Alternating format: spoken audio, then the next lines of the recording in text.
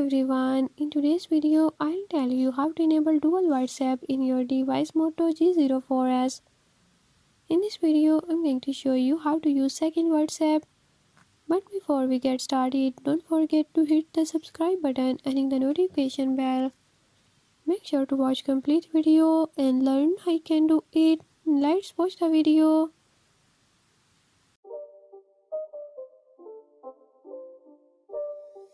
It's not a game, it's a rich thing.